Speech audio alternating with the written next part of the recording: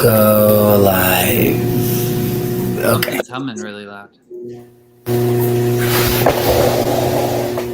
Something's humming very loud? Yeah. Oh, wait, now it's gone. All right. All right. I don't know what that was. Private chat. No comments. Invite. So how's your day going? My evening Well. just started. I just had the Shabbat. So, Yeah, I was thinking that because I was like, wait, isn't it Saturday? And then I remembered you're like 6 hours ahead. So yeah, disconnected. oh yeah, so Jacob won't be joining us. Ha. Jacob will not be joining us today. Or we'll tell on him to God.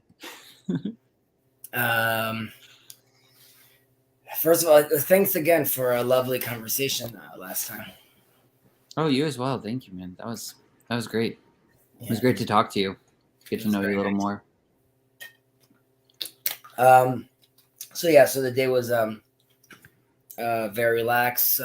We had just generally speaking on Shabbat. That's when like a lot of the socialization happens like during the week. So we had like couple friends over. So there was like around like 15 kids in the house. It's a lot of people, but it's all nice. So it's usually long meals. So the meal starts at 12. At around 4:00, we went to the park with all the kids. But until then, it was just at the house, and just lovely conversations going on. I'm a little bit of a stickler at the Shabbat table to try to not talk about weekday things. Just don't talk to me about. I mean, you can talk about money, but don't bring the week in yet. Just like let's be here. Like I'm down to talk about something that's happening next week with someone, and like we could discuss it, but not to be like, don't plan for Saturday night. That's eternity away. Right now we're here. So that has to do with a lot of the sort of like the framing around, but it's lovely. It's a lovely magical time. That's cool. So no small talk. Is that what the? No. There's. I'm just kidding. I mean, there's there's small talk. Just kidding. Jason's mentioning this just because I mentioned to Jason that I'm not so great at small talk. When I go to like a wedding or to not family events, but you meet someone, he's like, "What's up?" You're like, "Good." Then, like, should I ask a real question or do I say it and then after 3 seconds do I turn? I just like I don't know what to do. So like yeah, my friend. It's funny because my friend Craig, he's got a way of like. Oh, I say this about him a lot, but he's got a way of just asking these questions where like. It's just he just elevates the conversation to a whole new level. I don't know how he comes up with them too. He does it with everybody. It'll be small talk and then Craig will come in and then you're just like, oh man, where are we now? We're like in some weird drinking that cocktail you mentioned, the philosophical theological cocktail when you were trying to talk about like, I don't know, fishing or something. Yeah. Right. But, so I think I'm very much like a buzzkill when it comes to that as well. Like I'll just be like, well, that's good. I love it. I was hearing the conversation Nate and you were having, and then I heard you guys were discussing the Leviathan, and I for a second I was like, I don't know if I even want to get into this. It's just like, yeah, let's hear it. I may have some like preconceived ideas I'm bringing to it, so I might have some baggage I gotta push through, but I don't know. I'd like to hear. I love talking about the Bible. Anything about the Bible, I'm always down. So. What is that verse though? Well, excuse me while I check this up. I know in Hebrew it would be it's in Genesis, the creation of the. Would you know a verse by heart if it's like the creation of the great whales or the great creatures?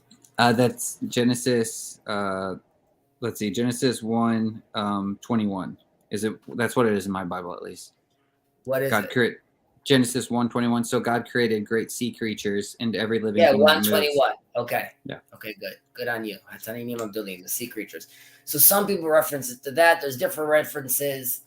In that reference, I believe it's that there was a male and female Leviathan, and then one is killed and salted for the world to come. later on, there's different interpretations which talk about the bull and the Leviathan that fight. They're massive, massive creatures that fight, and the righteous watch them. Battle. But ultimately speaking, it's supposed to be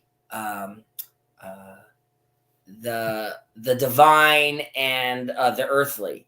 The divine being the whale, the Leviathan, because this has to do with like sort of like the flood, like chaos, like the potentiality, and the bull is the earthly, or the sacred and the holy. But ultimately, it's supposed to be a merging, a unity between two of these things. When in, let's say, the divine and the earthly, the divine is supposed to, the whale kills the bull, and by that means it's elevating it to a higher status, which could then be enjoyed in the meal, could be consumed and fully embodied by the righteous. So you could only reach that level of unity between, like I said, the divine and the earthly, or sacred and holy.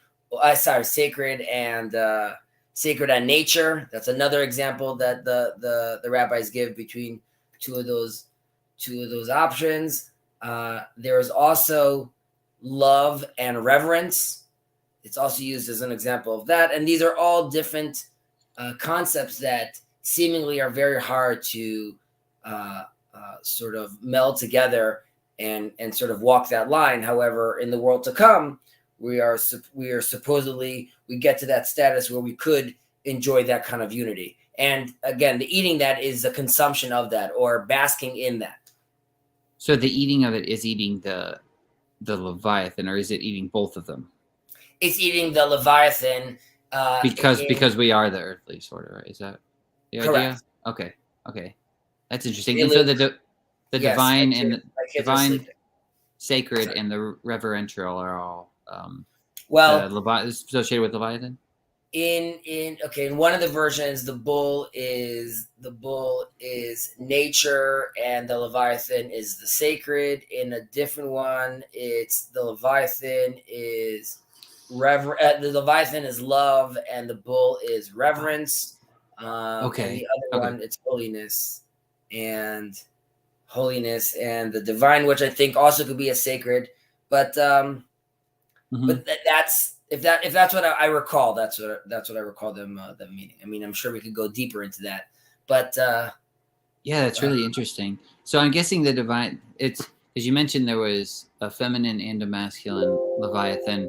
Is the feminine, because you have the separation of the waters in Genesis too, before he creates the sea creatures. Mm-hmm. So is that the idea of the Leviathan above is kind of the divine, because it's above, the water comes from heaven, so the seed's kind of coming from heaven, the earth receives the seed, and then I don't recall seeing it like in that vein. Let me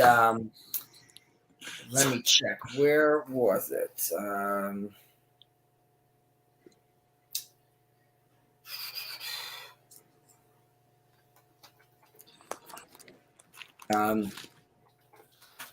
Actually, maybe a ton. Well, there's I don't know. Also, there's a different, which I'm saying it's you basically make like you make this hut of, like, it's sort of like you're covered, you're inside the Leviathan skin. Okay.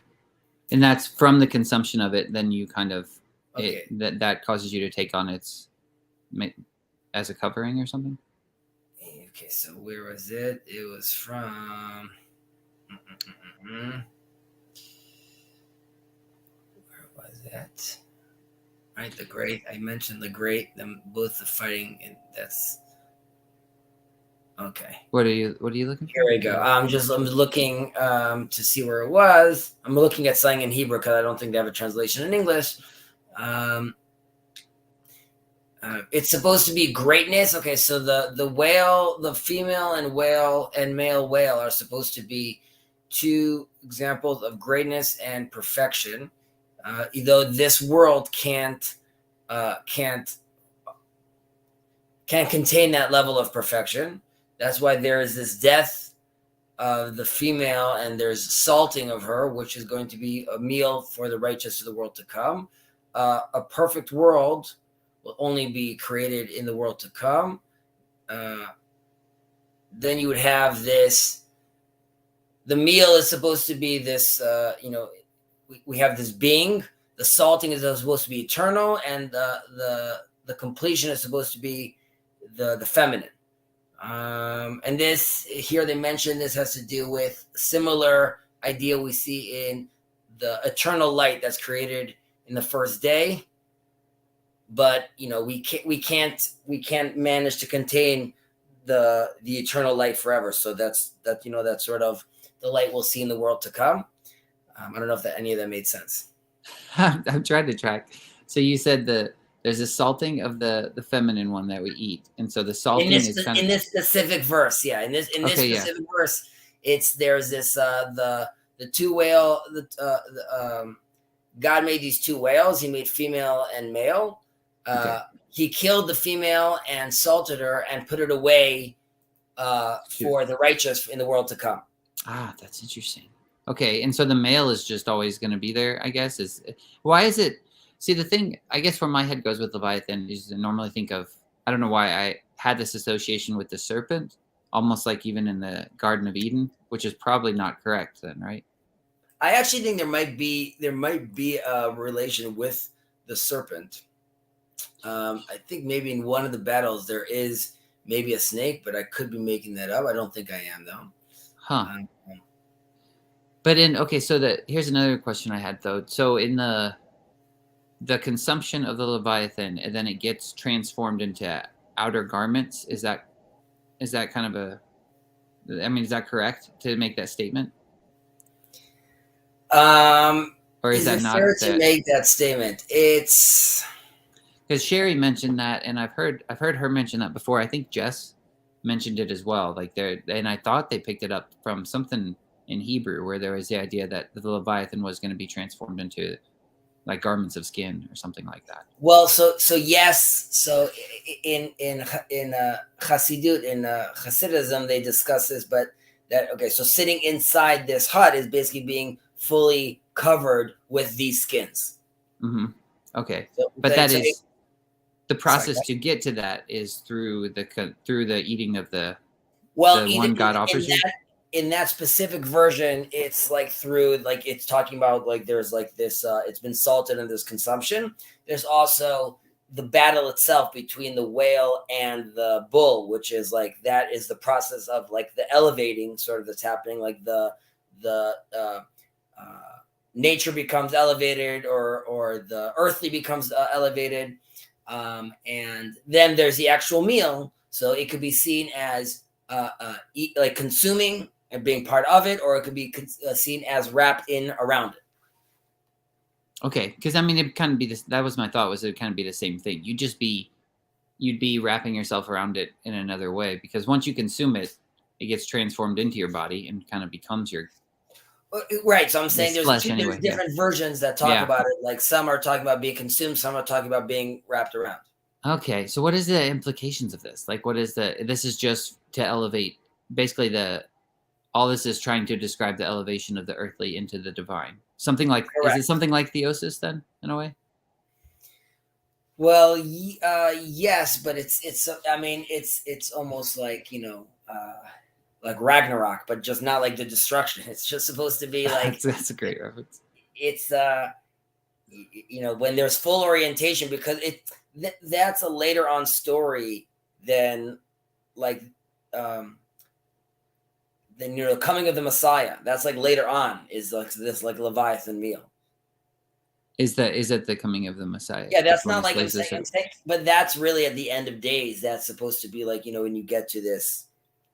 The great feast. So I'm saying the Messiah comes and the temple's built, so to speak, and people are having a good time. They're still at that point talking about what it's going to be like, when the whale. Oh, okay. So is this kind of a reference to Ezekiel? Sorry, I don't know why I was blanking there. In the Gog and Magog, the feast, or is that not? Yeah, so that's what we're talking about that time. Even though Ezekiel has that massive battle, and he uses terms like that the Gentiles not going to be coming to the temple, and I spoke about this before on this channel, but like on in this little corner, how I believe that is one option of like of what the future lays out for us. And there's other prophecies that talk about redemption, which is a lot more joined together with the Gentile and the other nations of the world. So, like, I think it's sort of up to us. What is it that we want to? What is it that we would like to manifest? That's so interesting. That's just an interesting approach to prophecy as well. Like that's one thing I've encountered where like I feel like certain scriptures in Christianity, they're on the outset, they're usually approached a lot differently. Like we would think about prophecy and it's just kind of almost inevitable, you know? It's like, oh, that's going to happen, but when you guys hear prophecy, it's more like here's an option or here's this other prophecy, and it's kind of up to us to align our will with God's will, depending on which one will come out. There is it's in the Talmud. I was going to wing it, but I'm saying why wing it when we have such amazing tools today like the internet? Don't do it. Rabbi Yitzchak says a prophetic vision relating to one, and the same subject matter may appear to several prophets, but two prophets do not prophesy employing one and the same style of expression. Okay, so you could have different prophets coming around saying something. You're like, this sounds like, well, one, you could say it sounds like the exact opposite. Now, I would argue that, like, in some prophecies, you could say, like, he's coming about it from a different angle.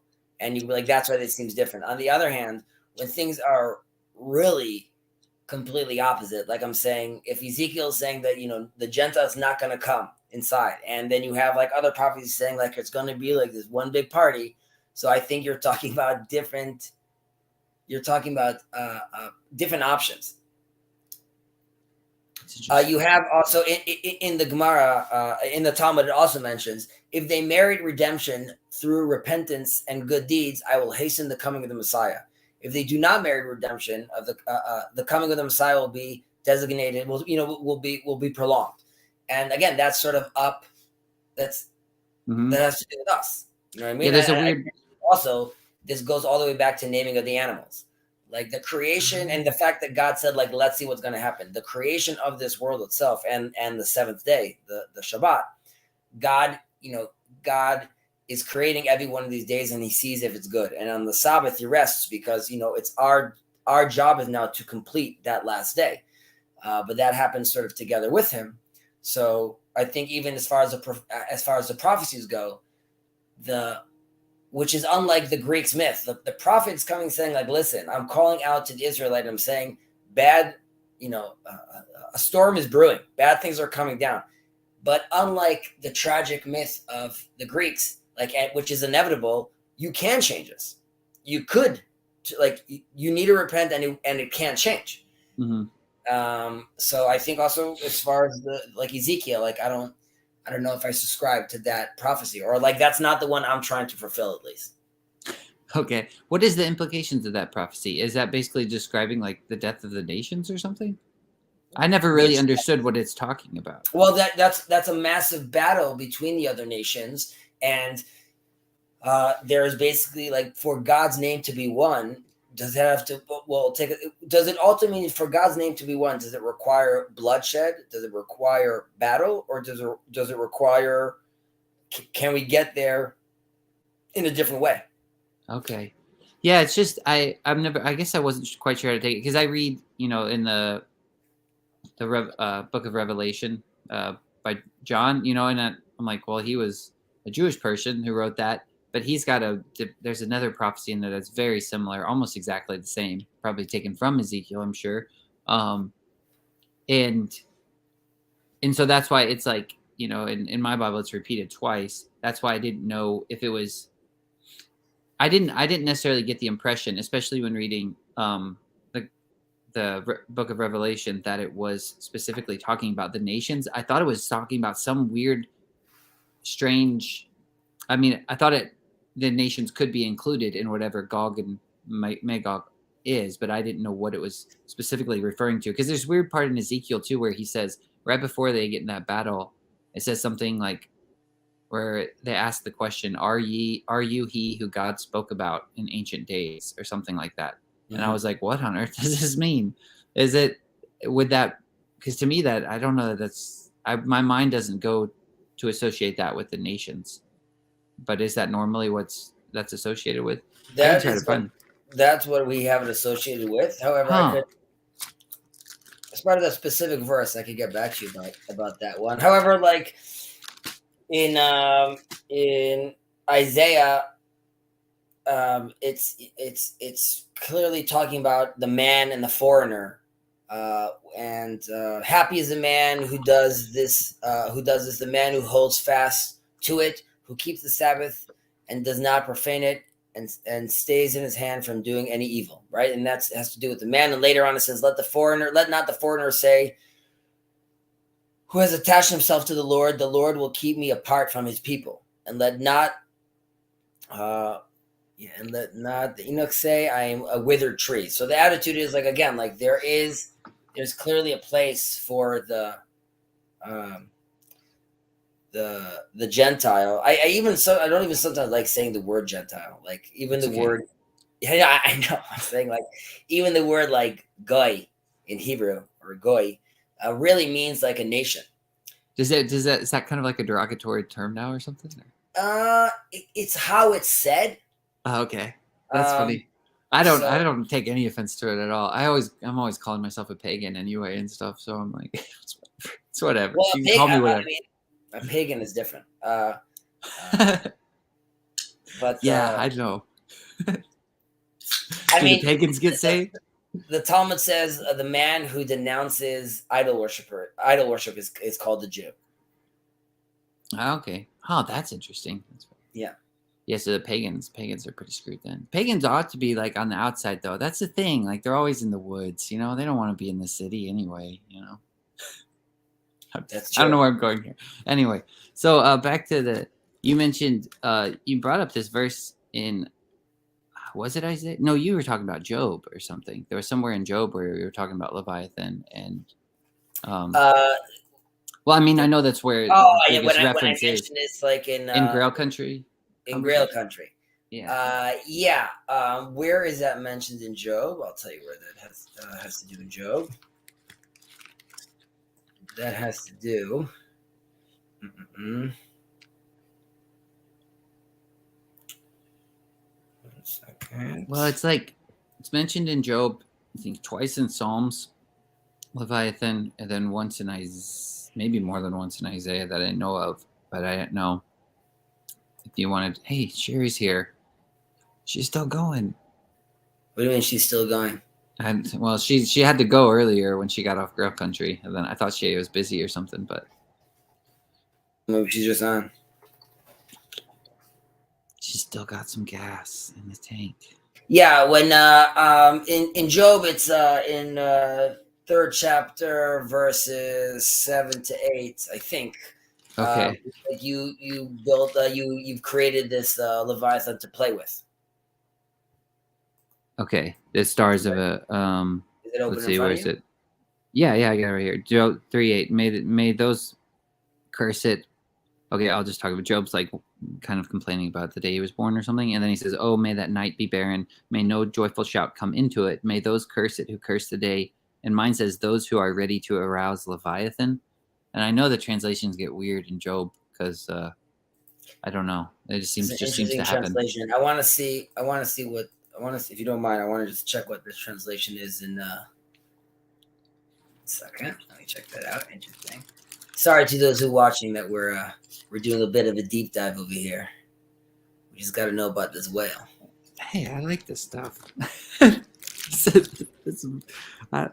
It's interesting you keep calling it a whale too. I just keep thinking about Pinocchio now. I don't know. Well, just because in Hebrew it's Leviathan, and Leviathan is a whale. It's not Leviathan is just like a translation of the Hebrew word Leviathan.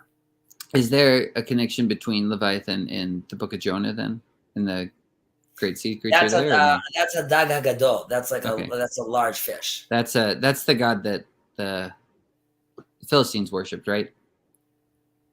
Dagon. I mean, yeah, Dagon. according to. Okay, so there's.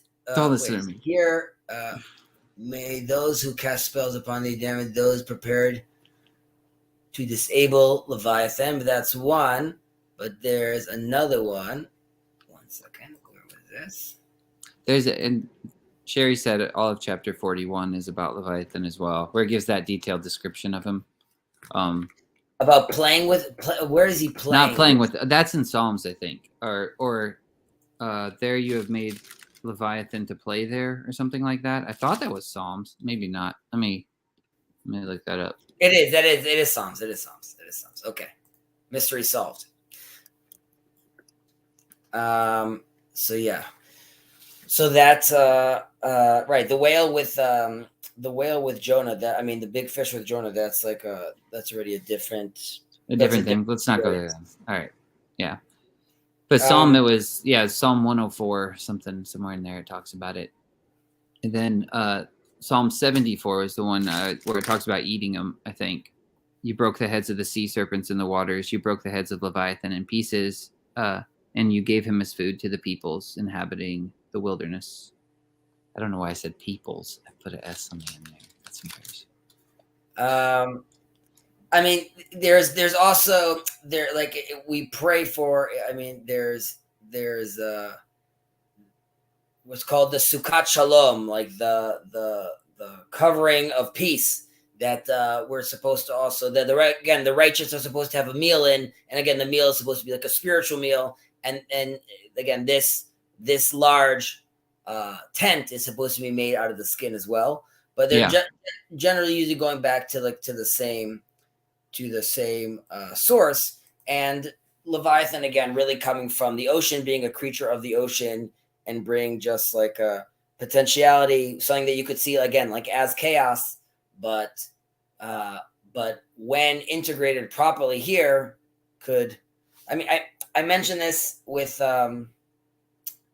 it's appropriate to also this week, because this week we just concluded the book of Genesis, and we move on next week to the book of Exodus.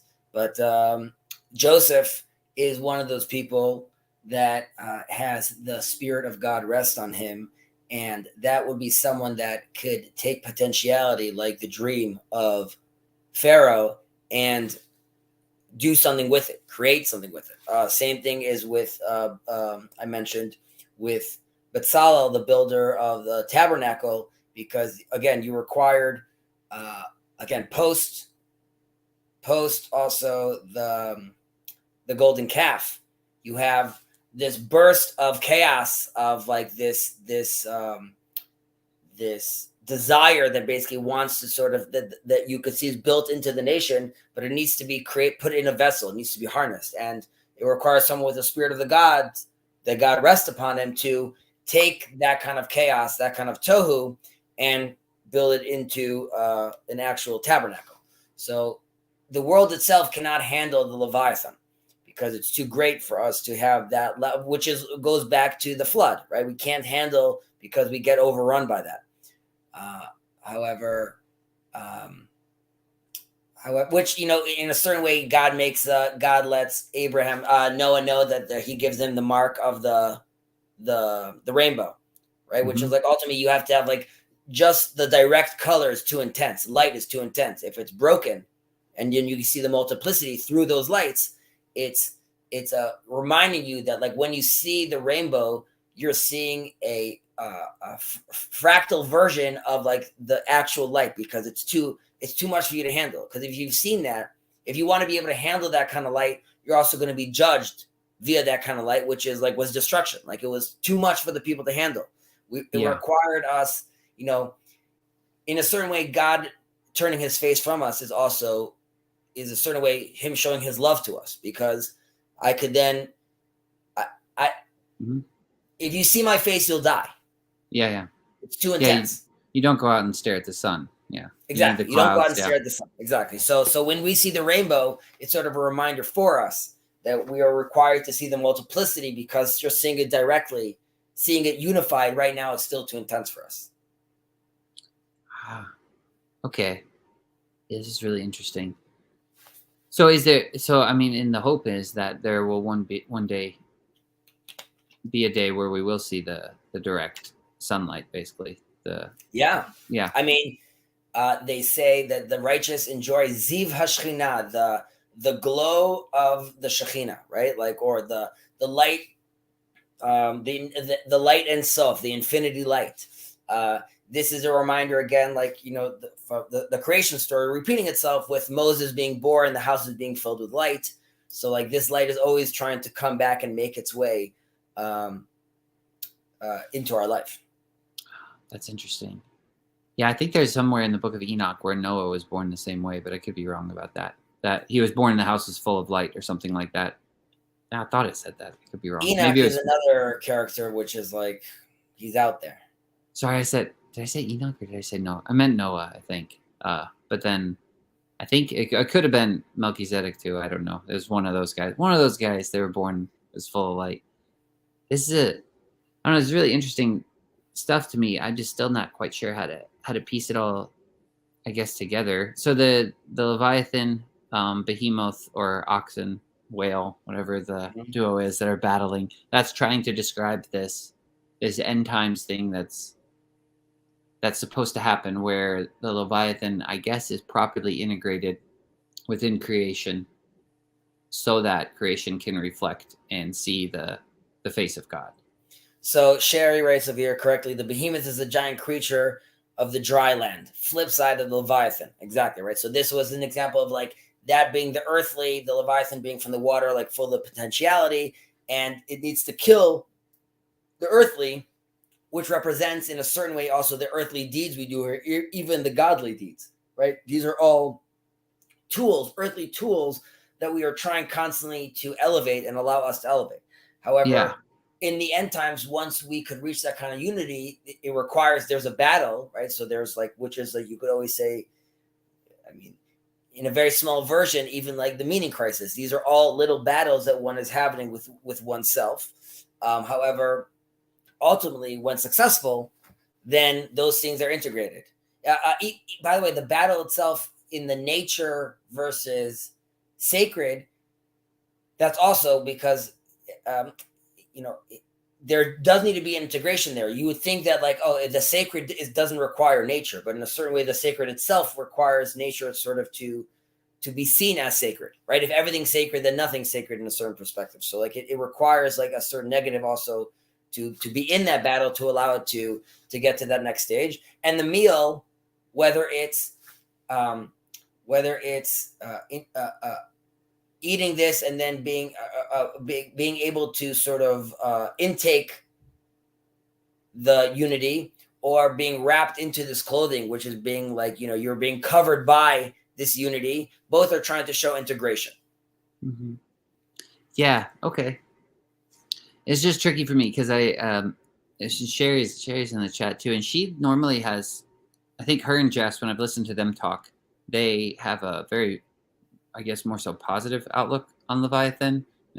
Which I think, like, I'm getting that you or maybe in the Jewish community is more accepting of that as well. For some reason, I used to always just be like, it's a snake, it's a serpent in the garden. Like, you don't mess with it, you don't toil with it, type thing. And maybe there is that as well. Like, you don't. I don't know. I'm just not quite sure. I specifically think of the Leviathan as like a sea creature, and that's why it's separate from the garden. I see. Okay. And so it's not. It is a sea creature, and it is associated with the sea serpent, but that doesn't mean there's a direct connection to just serpents as a category in general, I guess. Right. Okay.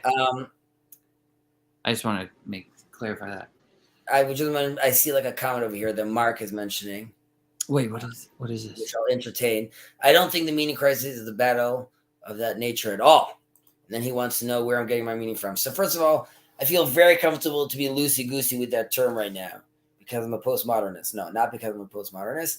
I feel comfortable being loosey-goosey with that just because I think that term carries a lot. I think when I talk about a meaning crisis, it could also relate to a confusion that specifically about religions have, which is when thinking one thing is divine and sacred, and not realizing how that needs to be integrated uh, uh, with reality here in the world and how we approach each other. So I think that is part of a crisis that happens, because one then doesn't sort of know how to relate to his scripture, to his God, if there seems to be a gap between what they're experiencing and what they're being told by clergy, rabbis, whatever, that this is how the divine perspective should be. So I was saying, I think, and due to modernity, a lot of those issues have come up, and hence why I think that's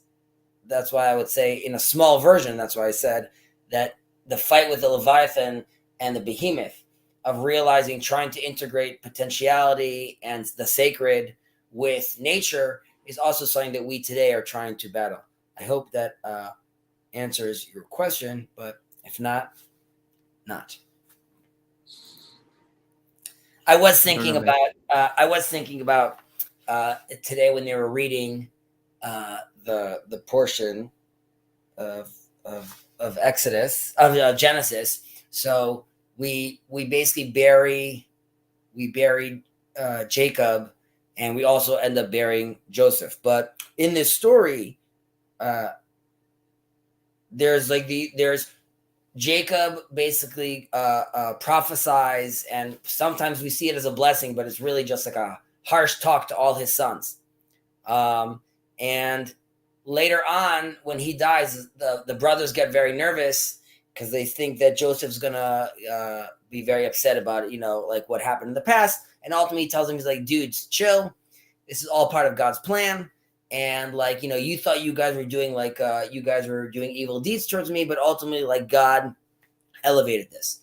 And I was wondering how much of that is, if that's the right attitude, or is Jacob's attitude the right attitude? Like, is the attitude to sort of absolve them from their issues, like to sort of see it's all going to work out, like sort of in the bigger picture, or Jacob sort of taking it to the mat and going to each one of the kids and saying, like, "Listen, you're my son, but like 1, 2, 3, 4, like Simon and like Levi, like you guys, like your wrath and your, like, it was like way too intense." And like, so I still saw that was like seeing the other, but like,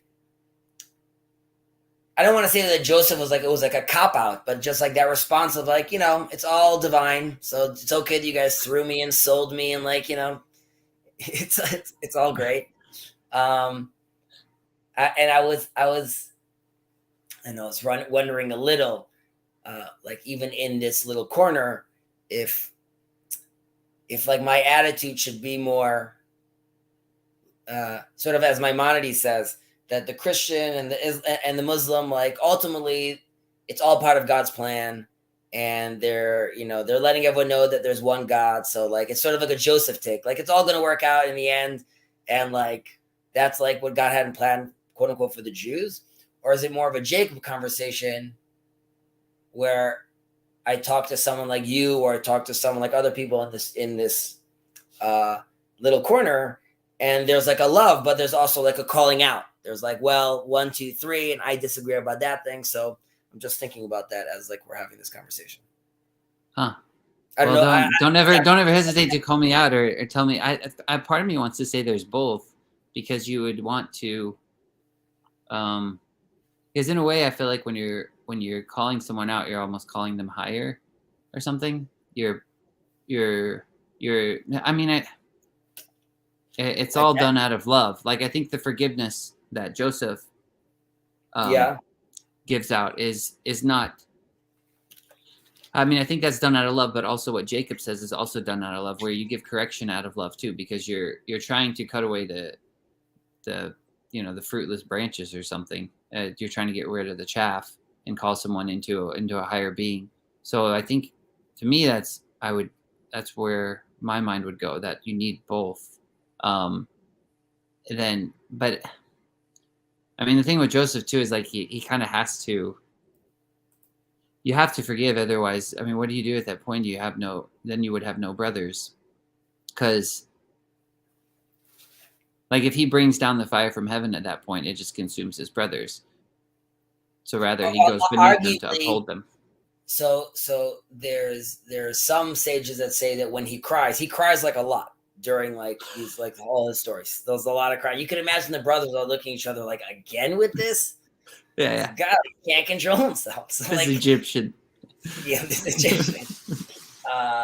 So he cries because they say, listen, they come to him like, your father, our father told us 1, 2, 3. Now we don't know if Jacob told them that or not. They could be like making up a story again.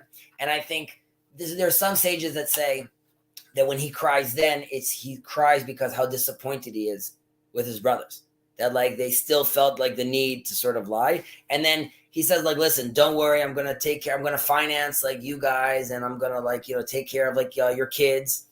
And he ends it with like he spoke to their hearts, or at least in Hebrew it's like he's diber lelibam, and you could say that that's a response because he read the situation, and he's like, these guys are terrified, and I am still upset, but like I'm just gonna speak to their heart. I'm just gonna like sort of control the situation, which is I'm with you that like why bring like fire and brimstone? I still want my relationship with my brothers, but ultimately, it could be like he didn't really see like the need to forgive them at that point. He just felt like I'm gonna take the high road and see like this is all part of a bigger picture. Like I'm still upset at you guys. Like it definitely wasn't cool, but like it's all good. You have this also with Esau and Jacob.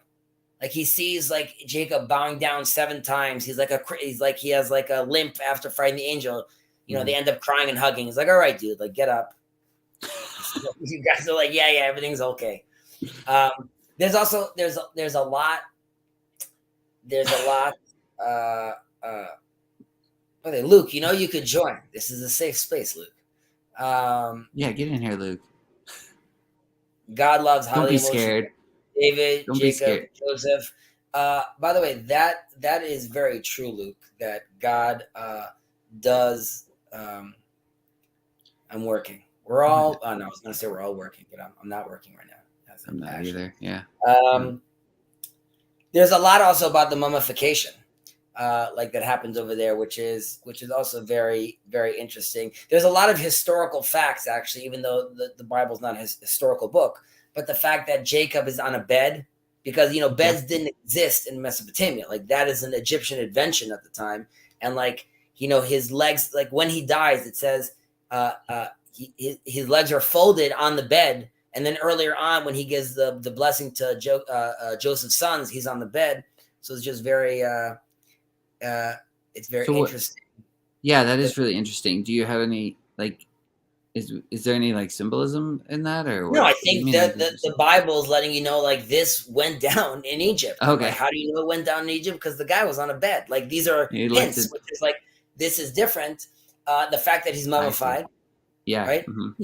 Now there's a huge thing going on there with like what's very interesting. He gets buried in the classic tomb, the tomb of the patriarchs. Okay. Now, and when he's talking to Joseph, he's like, listen, I got to be buried over there. Okay. You got to make me swear you're going to bury me there. Yeah. And this is like the one that, Abraham bought from Ephron, like the whole classic story. When he talks to Pharaoh, he tells Pharaoh to be buried in the tomb that I have carved out of the mountain for myself. He uses a completely different language. And that's because, for himself. And this goes back to the swearing. He is very aware that Pharaoh is not gung-ho about this idea about Joseph and his connection to his brothers, and they have like their own little God and like concept. So he is not going to just let them leave Egypt.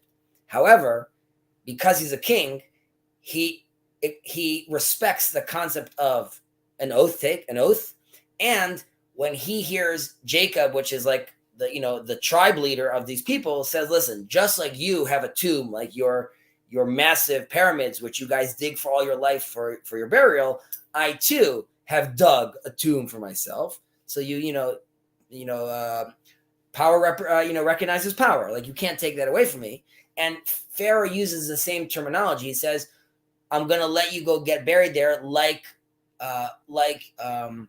your father made you swear. So like this is all very contractual and very specific with like the words they're using. That like Jacob was very aware that if this is going to work, if I'm going to leave, there's going to have to be a swear, and there's going to have to be a story where this is like a very special burial for Pharaoh to be okay with this. Interesting. And there's two burials.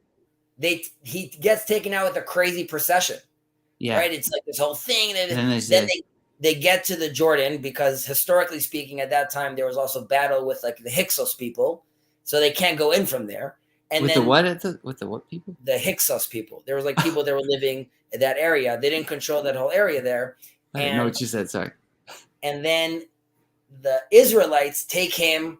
Then they bring him into Israel, and then they bury him like personally. Like there's like a small little private burial, which they actually bring him inside. Another interesting tidbit that I recognized was that when he's being mummified, it's in the same verse. It specifically mentioned the physicians and not like the wizards, or like there's no religious aspect to this, which was like very much not what the Israelites would have done. So I think again the Bible is sort of letting you know that even though he was mummified, this wasn't through, let's say, a mummification process which had to do with like pagan or idol worship. It was strictly like medical. That's really interesting. Huh. Yeah, because you would think if he was mummified in the Egyptian sense, there would have been all that spiritual stuff attached with it. Yeah, that's really interesting. I'm not sure. I feel like I'm just collecting all this information because, like you said, there's all this weird historical hints and little nuggets in there. But for some reason, those to me are, my mind always wants to go over and be like, well, what does that mean? Like, there's always some sort of weird meaning behind it. So, like, even his body being prepared, mummified, whatever. I think the word, if I remember right, the Hebrew word is like spiced or something like that. Yeah, I mean, they also put like spices on it, but there is. So I mentioned this on a Voxer actually before the Sabbath, that there is like as far as symbolic meaning. So the mummification, and that's why Joseph says, like, listen, this is going to happen to me too. Like my dad managed to get out of this, and I managed to bury him, but I'm also going to be mummified. Make sure to take my bones out. And the reason is because Joseph also recognizes the mummification is trying to capture the present, and the Egyptians are trying to have like this eternal life. The Hebrews are not believing. They don't believe that. The idea is like, there's the Masorah. We're supposed to pass on from the next child to the next child. So we need to move on. So him mentioning them the bones, it's you need to make sure that I leave this place, and not because like I need my bones to be buried. The concept of me, the concept of Joseph, my bones, we gotta eventually get out of Egypt. Yeah. And like the mummification is not that, like that's gonna go nowhere. We're not gonna be able to capture this moment. Yeah, that's really interesting.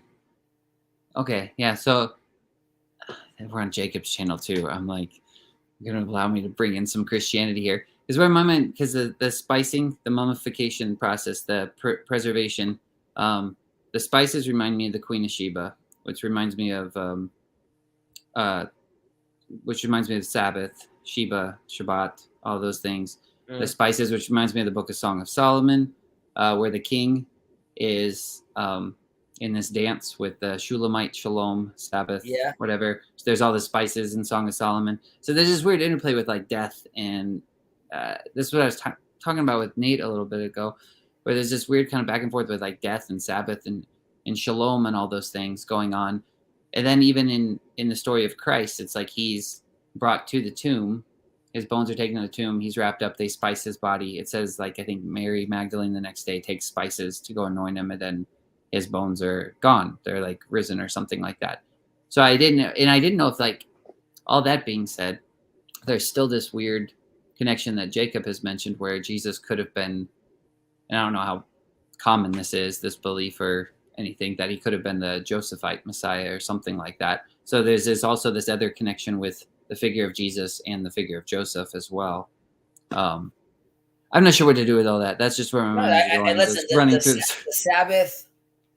the Sabbath is known as Me'ain Olam Haba, as in the Sabbath has likeness to the world to come, and the world to come is obviously like when we cease to be here. So like that is supposed to be like not a death, but life after life. And on the Sabbath, you get a neshama yetera, like there is an additional soul that you get on the Sabbath. So also these are concepts that I think potentially like resonate a little with the concept of death. Death not as a bad thing, but death as like sort of what's beyond.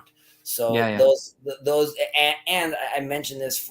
Luke was mentioning about. I think he was talking about sort of time. I forget exactly what he said. What his comment was, but I mentioned that Shabbat is sort of escaping time in the sense, and time again, which would be, life. You're feeling the ramifications of time, and obviously death is post time.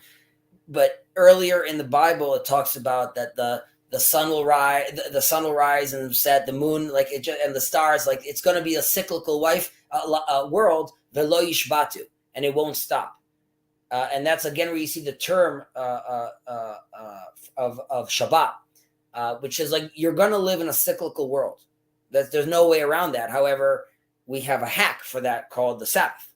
So like that, them saying that's part of God's gift, which is like allowing you to mentally and physically allow yourself to escape that rat race, so to speak.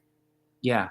And then feel what it would be like in the world to come. If you are no longer concerned with time, or like I mentioned, if at my Sabbath table, like don't talk about tomorrow because like we're here right now, that allows you in a certain way from a mindfulness perspective to surpass life in a certain way, because like I'm not worried about like what's coming, what's going. There is no, like I'm here. Yeah, I'm not stuck in this constraints of time in a way. Or in the snake. Yeah. It makes me think of Saturn too. Saturn's with all the rings around it. The Greek mythology, Kronos. So then Zeus, I think, is Jupiter, which is like gas. So it's like this known for expansion or whatever. And it's Jupiter or Zeus that breaks apart Kronos, time. I think, right? If I remember right. Something like that. I mean, and it's a weird thing too, is like, and even in that story, so the Saturn is like this closed circle basically, and it ingests, I think, gosh, I don't know, it doesn't. It ingests all the other one. I'm getting the story wrong. And then Zeus comes back and fights him or something like that. Well, Kronos eats, right? Luke. His mom together with Zeus, they trick him and they give him he thinks he's eating Zeus, he eats a stone, but the idea is also like just like Sargon of Akkad or just like Moses, like the deliverer has to come from within inside the womb, within inside the the oppressor, which is like related to him in some way, and then like break free. Yeah. Luke called me a pagan. See, I told you I'm pagan. Luke, I wanted to say, as far as Luke, he mentioned to us why he wasn't joining. I'm chiseling and sanding old reclaimed baseboard for my kitchen remodel. Doesn't lend to quite chatting. So that's true. I'm just going to mention because I saw you asked if I was an architect. So, Luke, I'm not an architect. I have a firm where architects, thank God, work for me. And I oversee all the architecture and all the creative and all the design. But I did not go to school for architecture. I went to school. I went to law school, but I was fortunate enough to make that change. So the work you're doing sounds fantastic. Just from hearing you speak, Luke, from our small interactions, I know you're a lot more serious than all the workers or most of the workers in Israel. So if you're ever looking to use those hands over here, I'm sure people would be very fortunate and very happy to accept such work, because Israel is lacking in craftsmen. Well, it's also because it's a very young country, so we don't have like this guy has been a carpenter for 7 generations. Israel's been around for 2 generations, so he was a tailor and his son is a carpenter. So like he's not very good. That's funny. Yeah, my sister's actually an architect as well. There's like, I guess, a line of architects in our family, but you should get Luke over there to do his remodeling. He's always doing that stuff. He's a good guy. Oh, by the way, down here at Modus Trollins is Cal. I don't know if you've ever spoken with Cal, but you should talk to him sometime. I've heard of Cal. I think I've seen him speak, and he reminds me. I don't know. There's someone who reminds me of when he talks. And I love his hands. He has hands that move. He's good hands. He's good hands. Yeah, he's a fun guy. He's a lot of fun. They're both Luke and Cal's. They got a good chemistry. They're a good duo. They go back and forth. I'm in a Signal chat with them, and it's pretty fun. But he says yes to Cal. Luke writes, Cormac McCarthy was an architect, and just because we're talking about death, Cormac has a beautiful. Where is it? Where are these little things that I said? Could you drop the link in the chat here so Cal could join? He's texted me and he asked where the link was. If you want to meet him, he said he might come on. Sure. 1 second. Copy. Boom, boom. Pow. Smack. I believe it should be in. And what was it that Cormac said? Okay. I'm going to post it because I think I saw Luke mention Cormac a few times. But he had this. I posted it. Evil has no alternate plan. It is simply incapable of assuming failure. I had this saved because I was going to have this conversation with about evil with Manuel. It didn't happen yet. It does need to happen. I also mentioned to him that I was like sort of a little apprehensive about having a conversation just because I didn't want to get like locked inside the conversation about evil. Hello, sir. Hello. Can you hear me? Yeah. We can hear you. I can hear you. My audio is notoriously bad. I always sound like I'm underwater. Well, someone I always sound all right. I always look like death because I have a sleep disorder, but I'll try to hang in for So there was something that Chezi said earlier actually that made me think about you, Cal, where we were talking about Leviathan and Behemoth, and Chezi was relating it to the sacred and creation basically, and he said that in a way the way they interplay with one another or something. Didn't you say something like this, like the sacred almost needs what's not sacred in order to become more or something like that? Yeah, what I was saying there, I wrote this down. 1 second. Are you gonna quote yourself? What do you say? So are you gonna quote yourself? No, just as we have these conversations. He's making a dig at me because I'm notorious in our circle for quoting myself. Cal, while I take this out, what's your story, Cal? Well, if I may quote myself briefly, what you're about to share, what I think you're about to share, reminds me of certain thoughts that I've had about, sort of like in the Tao Te Ching, opposites interdepend, and the way that God's creator status or his fatherhood interdepends on his having sons or creatures. So, to me, that there's something to that idea. It's hard to see how God would be a creator, if he existed in utter solitude, utter transcendence. But my story is I was raised Hare Krishna. I don't know if you know who those people are. Yeah. Yes, I was raised Hare Krishna, hence my name is Kalia Krishna Das. In terms of Hare Krishna names. But I'm Christian starting as of maybe 5 years ago. I was an atheist for a very long time, the kind of atheist that I didn't really think God would. I didn't think I would ever believe in God. I never thought I would be Christian any more than I thought I would be Muslim. But it happened, and so that's basically, I think that's my story in a nutshell. I've gathered bits and pieces about you, but actually, no, I don't know your story except that you live in Israel, and I did hear. I thought you were an architect too, but you clarified that. So that's all I really know. Yeah, born and raised over here in Israel. Family originally from the States. A lot of rabbis in the family. That's amazing. What year did your family go to Israel? It started with my grandfather, who's going to be 100 this year, which we're very exciting about. Baruch Hashem. Baruch Hashem, nice dude. And he after the '67 war, he went to his congregation and told them, "Can you hear Mother Rachel calling?" And he said, "Like, I'm busting a move. I'm moving to Israel. This is what like modern day miracles look like. I don't know what else you guys want to see, but like as like the pulpit rabbi, I'm letting you know like that's my move." So like he like a few years later he basically moved, and then there were two brothers and a sister. They moved like within 2 years from each other. So like they all moved here, and then like my parents were the last ones. They came here in early '80s, like around '82. Okay. And then we were here, yeah.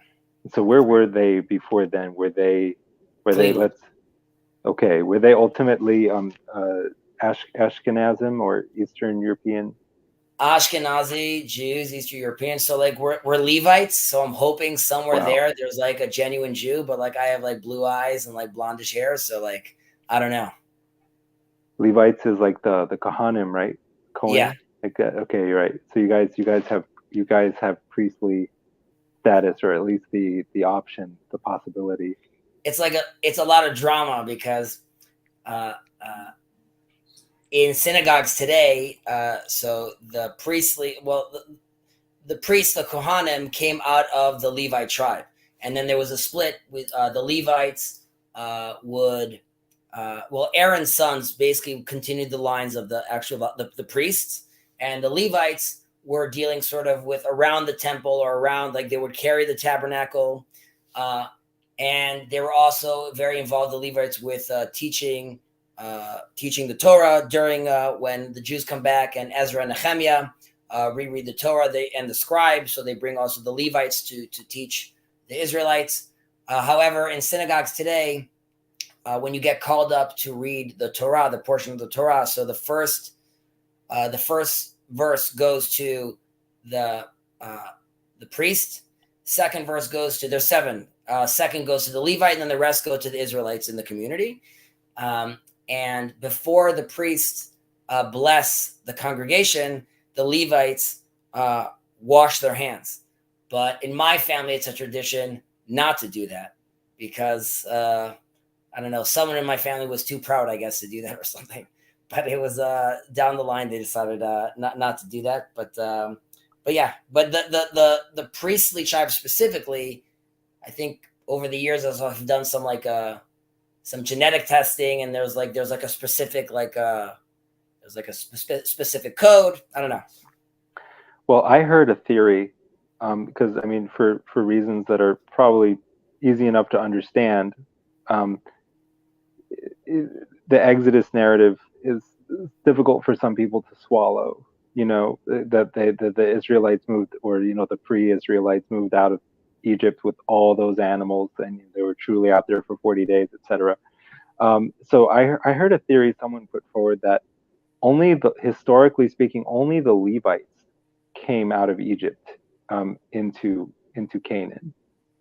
And his evidence was something like that you see like more Egyptian names among the Levites. He had some interesting points to make, but I did come across that theory, and that's kind of what comes into my mind when I hear about the Levites.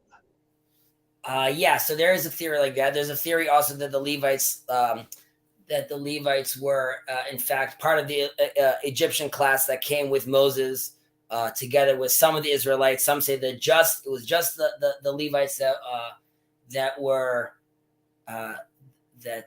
left Egypt.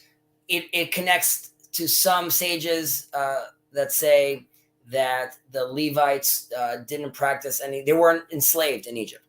And that's because they were part of potentially this other Egyptian class. But yes, but Aaron and Moses and Gershon and other names are Egyptian names. So there's a theory even within, or not a theory, but I mean, even within, let's say, the more fundamentalist or orthodox religious understandings, there's still this understanding that Levites are somehow more Egyptian, or they are different than the rest of the tribes.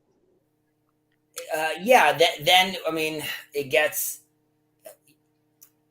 You have things like the shawl, the prayer shawl that we put on, that looks very much like Egyptian prayer shawls, and even I never realized that. Even the phylacteries, they predate.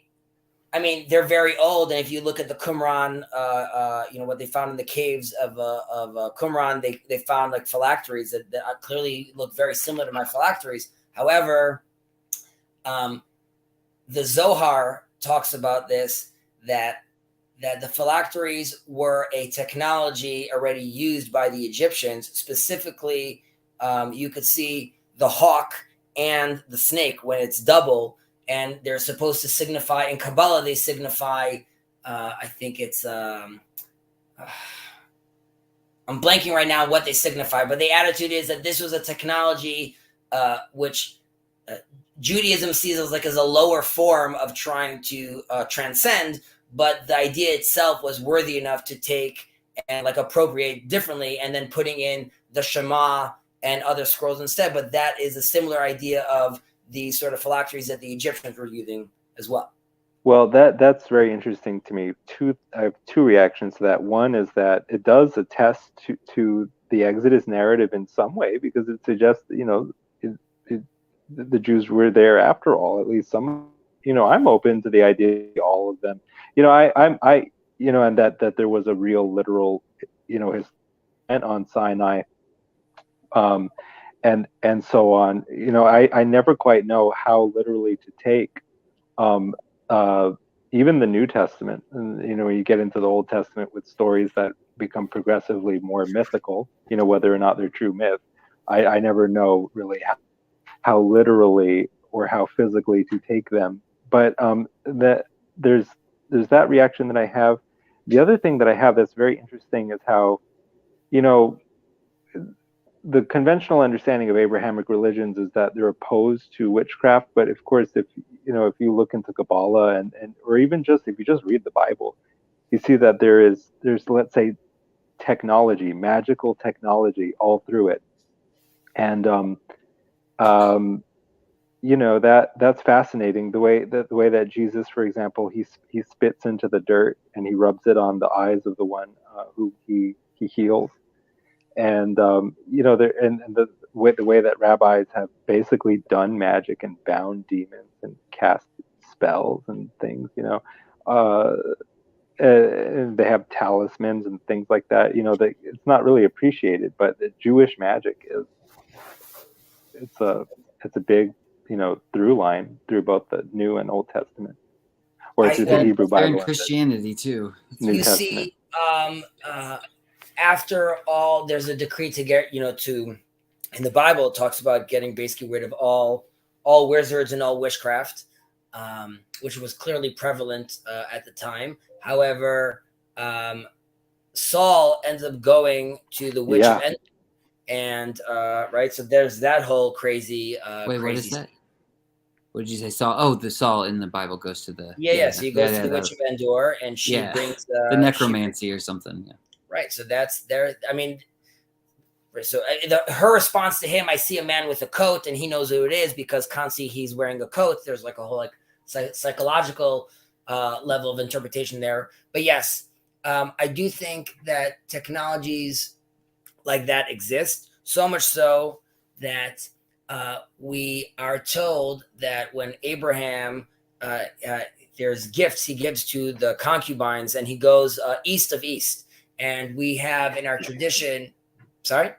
Oh no, I delight in the kind of the poetic ideas there, because Eden is like, it's in some way it's supposed to be like the most eastern place, right? Right. And the world is like a scroll, but then you can go east of east, of course. And so anyway, it's a beautiful idea.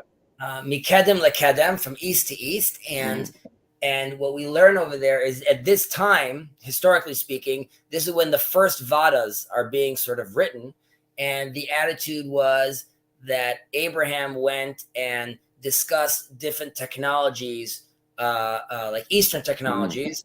There's an attitude that the Brahma is potentially like Abraham backwards, and that's where that comes from. And now You mean the Vedas? See, Yeah, now the you're Vedas, talking correct. about the religion that I was raised in. Correct. So I'm saying the attitude, what our sages say, that there is a cross-pollination over there with Abraham, and the attitude is that is what in Judaism is called tameh, or let's say unholy, is not necessarily seen as evil or bad, just more should be read as different frequency. So Yeah. that's so these other technologies, like we see with the story of Bilam that comes to curse the Israelites. You have to realize none of that story has any Israelites in them. Moses is not in them. He's not talking. We're hearing this is all a story happening in the background. And the Bible thought it's important for us to know, the readers, that, hey, Israelites out there are other people that have a relationship with God, that could talk to God, that are powerful and have their own relationships. However, as long as you maintain your orientation, you'll be protected from this. But sorry, go ahead. Oh no, I'm sorry. It's a fascinating thing to me. The idea that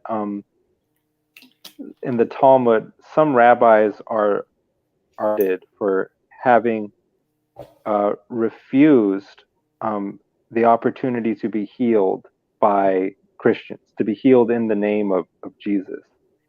There is a recognition all through Judaism of the magical efficacy or the spiritual efficacy of idolaters, or what are from the Jewish perspective idolaters. And there's something analogous to that probably Christians should take seriously, and I think maybe do, but I mean, too often there's a tendency to think, well, if it's a miracle, then it's like it's from God. But I think that I don't know. I mean, it's difficult to know what to make of miracles that happen in other faiths, aside from judging them as purely satanic or purely demonic, or even the Shroud of Turin. For some reason, I think it's like supernatural, but my gut doesn't tell me that it was really lying on the face of Jesus. I think it's almost like magical. It's almost like the prayers and the intentions and the spiritual ideation of so many thousands and millions transformed it into a relic, even though historically that's not what it was. But the thing is, I don't know with the Shroud of Turin, for example, but I'm just saying, like, I have an intuition like that about it. It's like I don't know where it comes from, except that I think that the occurrence of something supernatural does not necessarily bespeak anything either way. I don't know though. See, that's the thing. I'm just I know that there was a prominent rabbi named Rabbi Kook, and he mentioned that only the small-minded, speaking to Jews, saying only the small-minded think that God, I'm paraphrasing, but basically that God doesn't connect to the world or to the other nations via other religions. And there would be nothing wrong if the reality was that it would be clear that this other religions would have other leaders and prophets, and those prophets would be able to do miraculous acts. So the attitude is very much that, like, that is, that there is a place where that kind of game is being played. I would also say that you were saying that rabbis didn't want to take Christian healers' assistance. This also has to do with worship in general, which is Judaism, and a lot of this had to do with sort of the break with Christianity, was how it relates to Gentiles and their and them having access, to the world to come, or being finding salvation. And the attitude of the Hillel school of thought was that as long as you keep the 7 Noahide laws, then you would be able to really find salvation. And as far as Jews are concerned, as long as you recognize, as in Judaism recognizes that there is what to discuss with the stars in astrology, and there's what to discuss with different concepts such as angels and demons. However, Judaism recognizes that ultimately this all comes from one source. So, it's just playing at lower frequencies. And that's why Judaism says, as long as the idol worshiper also recognizes that all these are coming from one source, or I'll give an example, let's say, as in you could understand that there's Neptune, or you could understand that there's Aries, but you understand that it all basically comes from Zeus. Yeah. So then like in Plotinus, idol worship, because where it's coming from.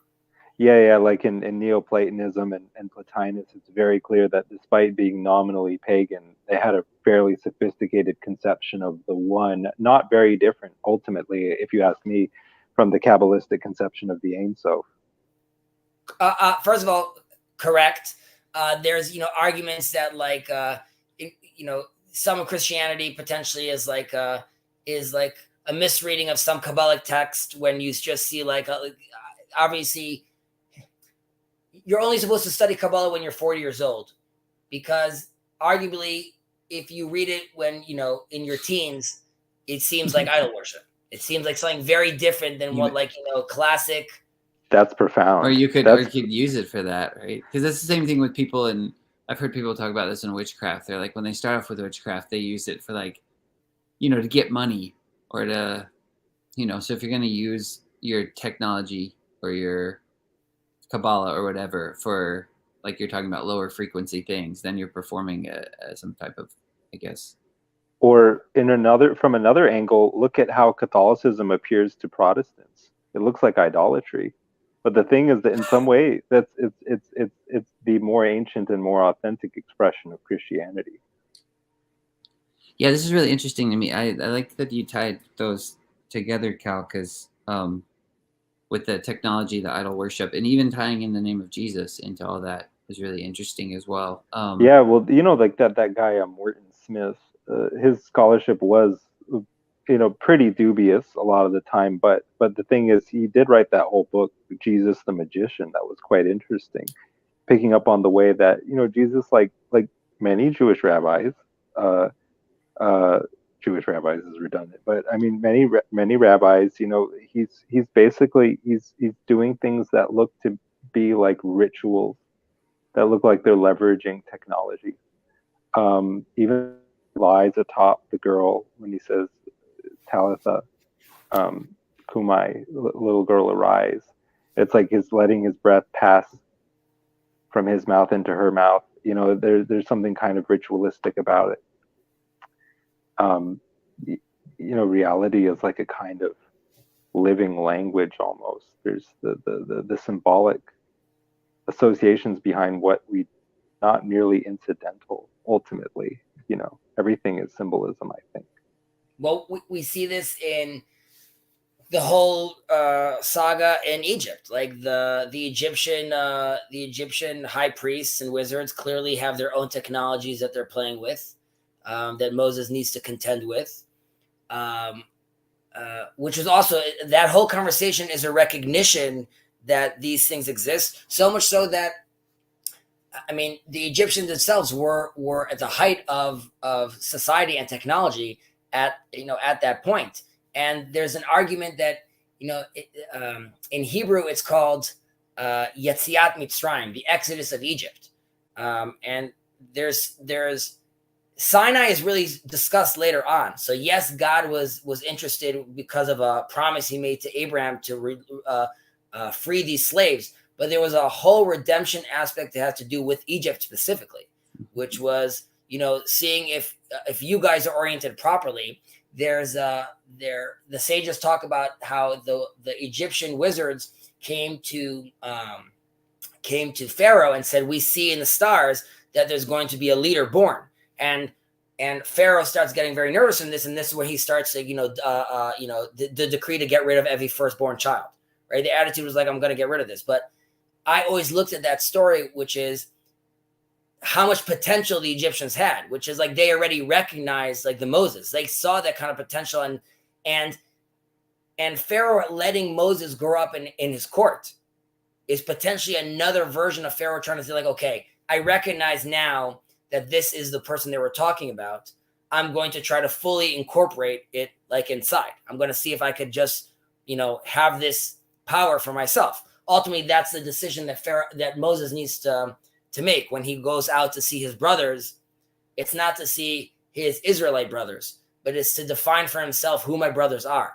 He goes out to see, like, am I the Levite prince and I represent the Israelites, or am I the Egyptian prince and represent the Egyptians? When he strikes the Egyptian and buries him in the sand, that's symbolic of, like, the decision I'm making. I'm ending Joseph's dream.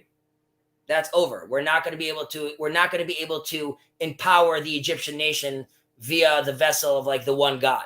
It's going to have to be burying the Egyptian in the sand and running off, ultimately stopping off at Jethro, and then the rest is history. That's crazy. Okay. Yeah, sorry. Go ahead. Go away. No, and then they're buried. Yeah. They're buried on the seashore at the end of the Exodus. It says that their bodies are seen buried on the seashore, same way as he buried them there.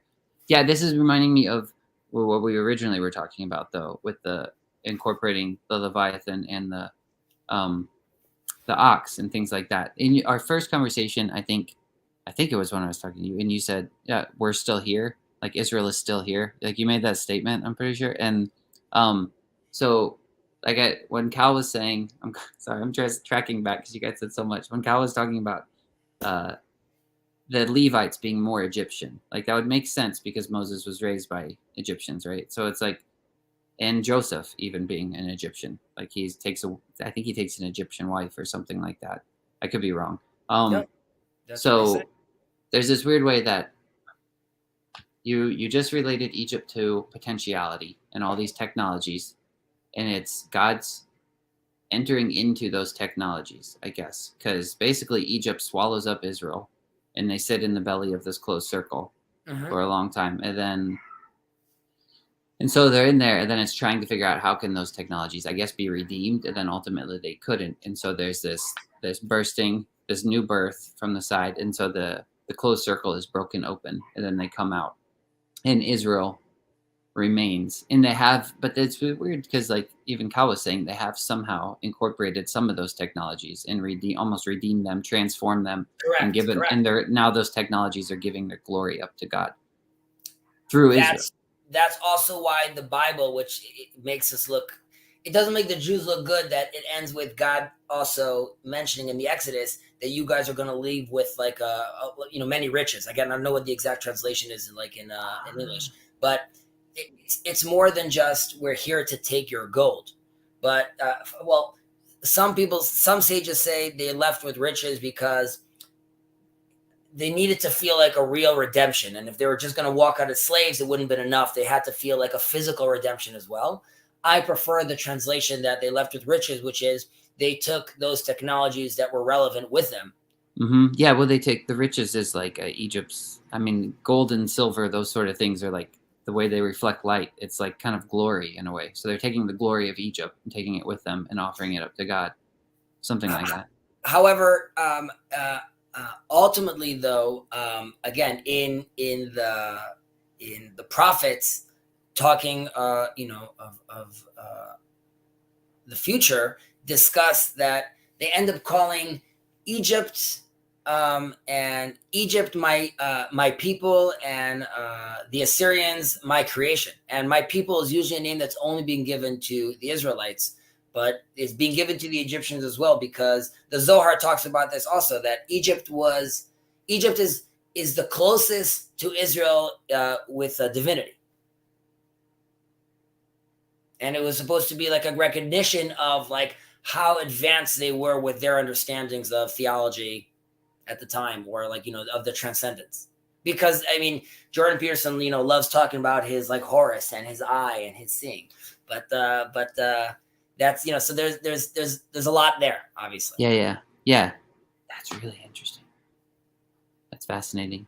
Yeah, it's interesting to me too, because this pattern, as I'm sure it repeats more than I can imagine, but it's even happens in Christianity, because that's why I made the joke earlier that I'm pagan, because I'm interested in all this other stuff, because I grew up in very charismatic circles of Christianity, and then now I look back at it now, and I'm like, a lot of this stuff is just magic, or what most people would call magic, but it's like redirected the difference is that it is, like you were talking about, acknowledging one creator. But I mean, so much of it looks very, very pagan. But it is because I think there's this way the God of Israel enters into the stranger, and then, you know, those things are redeemed. Those, or they could be redeemed. Those technologies.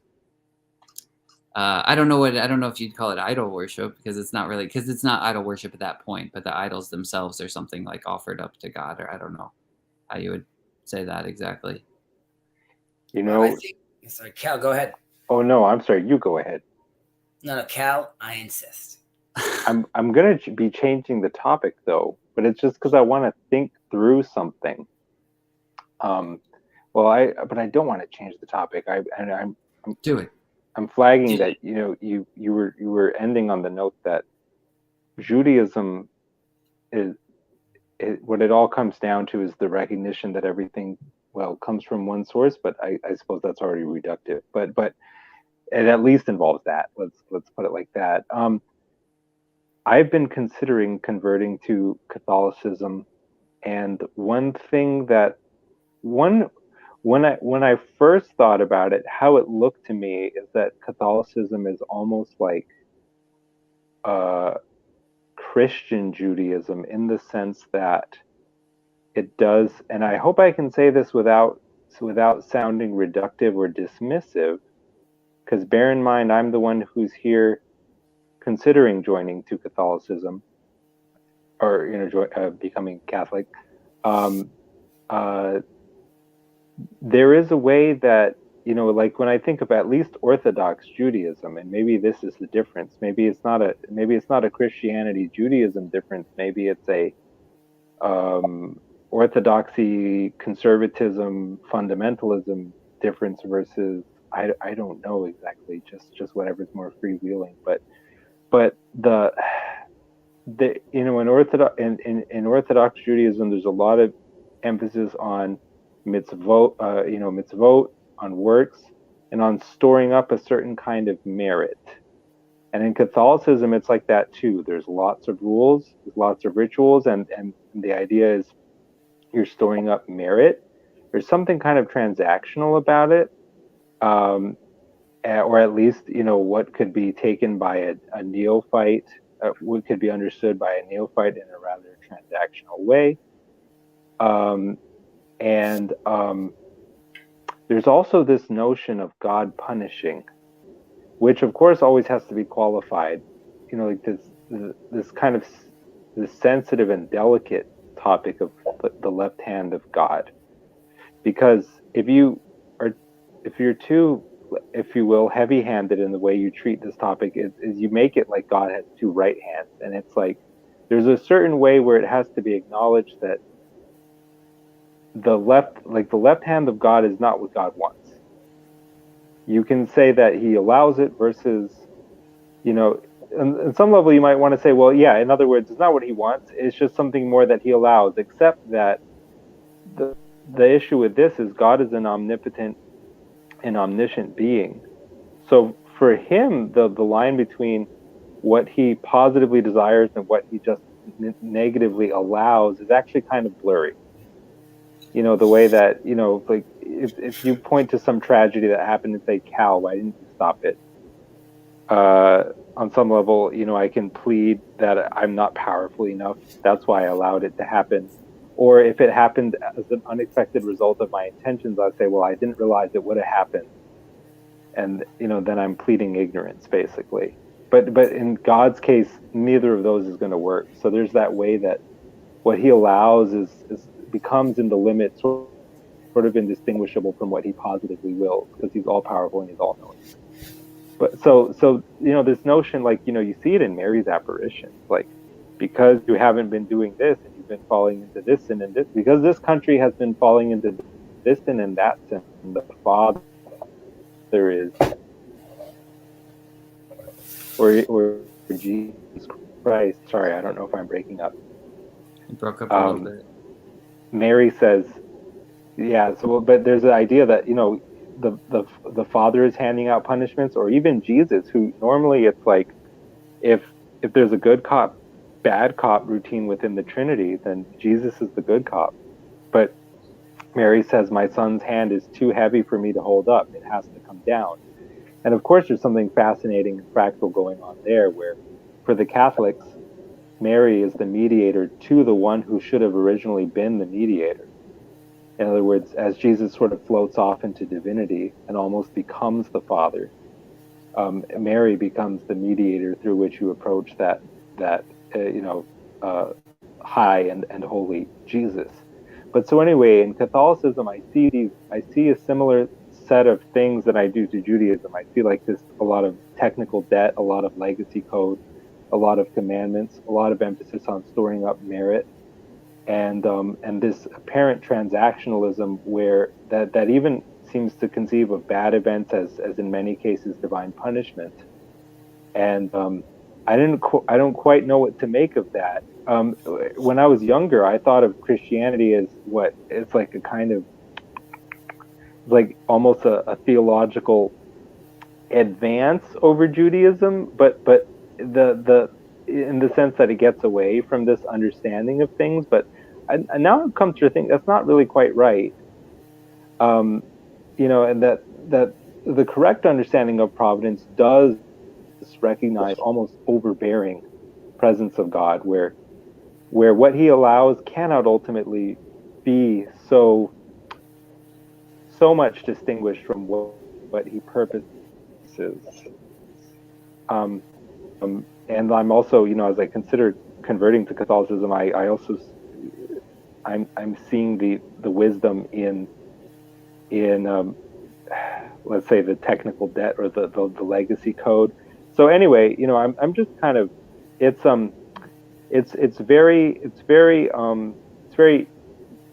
all quite interesting to me. Really, the thing that I grappled most with, that I have the hardest time understanding, is why it is that spiritual experience, which is often accompanied by or claimed to be accompanied by miracles, and I believe a lot of the reports, why it is that there's something so subjective about it. Why does it seem to interdepend so heavily with the imagination of the experiencer? There seems to be something in the nature of ultimate or deep reality where it's heavily interdependent with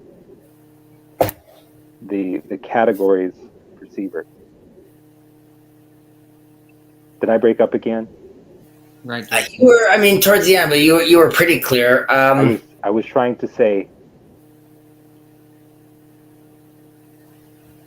Oh. What was he trying to say? Cal, come back. I don't know. Depend to it really unaccountable and surprise on or with the perceptual and conceptual categories of the experiencer. Okay, so I think there's two different things of here. There's the miracles, and I wanted to first take a step back with regards to the commandments specifically. There is conversation. There are a lot of commandments, and seemingly also it seems like, there could be punishments, and the Bible talks about what happens if one, there's like the high court could stone you. There's fire, which is like you drink boiling hot lead or honey, you could be hung. It gets pretty intense. Having said that, practically speaking, it was very rare that a high court would ever sentence someone to death. It was once every 70 years if something like that happened, and it was then considered like a violent courtroom. And even if it got to a state where they came to him and they said, were you aware of what you were doing? Yes. And were there witnesses that saw you? Yes. And did you aware that witnesses saw you? Yeah. Like, if he says yes to all the things, ultimately they say that he must be crazy, and they still don't kill him. So it's like very, very difficult. Like, Rabbinic Judaism really did everything it can to interpret the divine word, by basically sort of in a certain way, like emptying the text from any real meaning. Like the same thing with slavery. While there's a concept of slavery, you have to take care of him. If there's only one bed, he has to sleep on the bed. If he wants to go free, like they basically made sure to that's not a reality that could actually exist. However, there is a punishment which is called karet, which is being severed, and that is between you and God. That has nothing to do with that. Doesn't anything happen physically to you, and that is considered one of the most devastating punishments, and that's being severed from the lifeline. However, one could always reconnect to the lifeline. So if one is taking it very seriously, if you're doing something and if you really recognize your connection, being severed is obviously horrible. I would only hope that we would one day be elevated to a status consciously where we could even recognize how devastating it is to be severed. Like right now, I don't even know what it feels to be severed. So hopefully I feel connected. So this reminds me of the quotation from the Cormac McCarthy novel Blood Meridian, where the ex-priest tells the kid, he tells him about the horses and how when the whole company is asleep and the horses are grazing at night, who hears them? And the kid says no one hears them because everyone still stays asleep. And the ex-priest says, well, what about when the horses stop eating? Who hears them then? And then the kid answers correctly, every man. Every man hears the horses when they stop eating. And the ex-priest says, when you stop hearing that voice, you'll know you heard it all your life. Right. Yeah, sorry. No, you can go ahead. I don't want to interrupt. No, go please. It's the Hester Panim, or like the spiritual dryness. But like when that happens, God is also somehow present by his absence because he's too infinite to not be present. Just giving it like a practical example would be when something positive happens. If there's a positive event, you say Hatovu Ametiv. The God that creates goodness and adds more goodness basically to our life. When something bad happens, we are supposed to say Baruch Dayan Emet, blessed he the judge of truth. As in, you're not saying that it's a good thing, you're just recognizing that it's a truthful thing that happened to you. Ultimately, we're supposed to say in the Messianic times, whether someone dies or like whether it's a good thing or whether something dies, it's all going to be Hatovu Ametiv, and we will fully recognize that it's all good.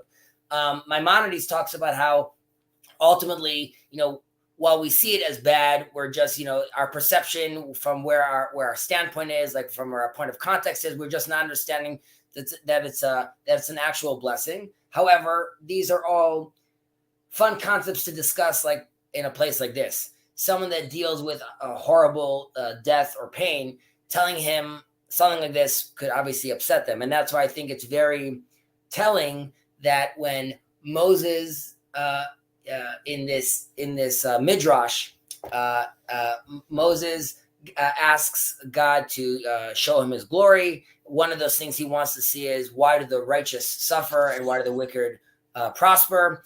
And God takes him into the future and shows him Rabbi Akiva and shows him different things, and ultimately he shows him what's happening to the 10 martyrs, and they're being horribly tortured. And Moses asks, and the angels asks, like, this is the Torah and this is this reward? And God says, be silent or I'll destroy the world. And I think there's something very strong about that silence, which is it's like in the book of Job too, right? Where God doesn't explain himself to Job.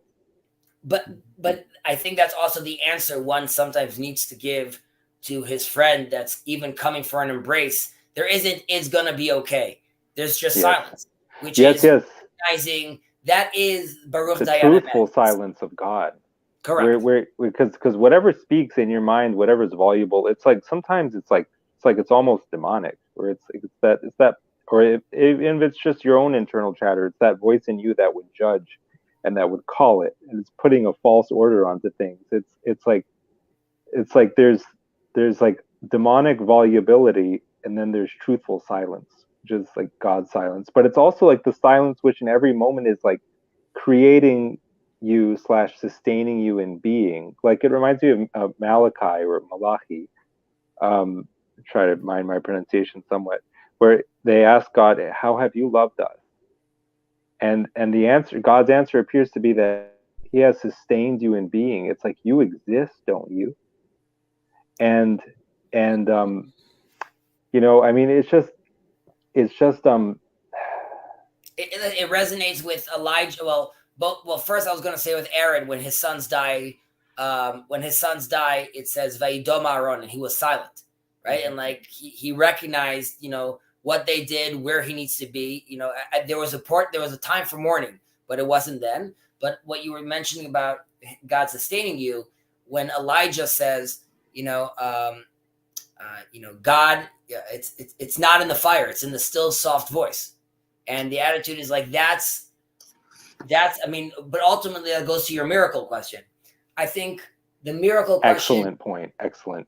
I think the miracle question changes with our perception and our understanding. I think we have a much higher bar for miracle today in a certain extent. And I think there's also already at Elijah, there's a recognition, which is you're going to start seeing him in the consciousness, in your understanding, in your perception, which is obviously very difficult from, and very difficult with modernity when we decide to cover one eye and how we look at the world. So back to my grandfather, him saying, listen, it was a 6-day war and we're still here. So I don't know, this to me looks like what constitutes as a miracle. So I'm going to be moving from America to Israel because I heard Mother Rachel calling.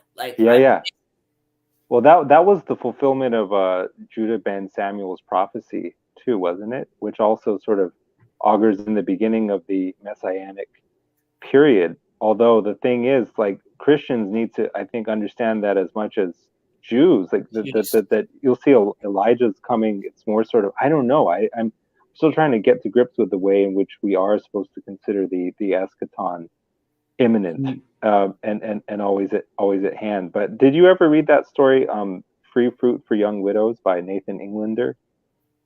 It's a beautiful, amazing, terrifying story about the 6 Days War. What's the name of the book?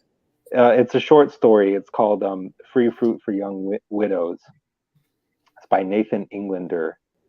And it just reminded me of that when you talked about the 6 Days War. But it's anyway. There's a lot here. There's a tremendous amount here. For me, it's like on some fundamental level, God is ultimate reality. Ultimate reality is what holds multiplicity together in unity. Mm-hmm. The desire to exclude, to negate, to reduce to finitude, recognizing that God is something is the same on some level as partaking in God's infinity. The desire to trivialize something and just say, oh, it's just this or just that. It's like relegating it to the edge of existence, to what existence is not. But paradoxically, existence, it sort of spans. It gains its identity from non-existence and thereby grants a kind of existence to non-existence. And existence, yeah, exactly. It has it's as Christopher Langan calls it a self-resolving paradox. It's like, it is like a burning bush. And so for me, it's like the only really inexcusable move is to consign your brothers, Jewish, Muslim, or any other kind of person, if you consign them to the borders of irrelevance, that's the one thing that you can't do. And if you can't understand, if you can't understand communion with Christ in these terms, then I don't think you understood it. And it's not about the big miracles. It is about the still small voice, and it is about, anyway.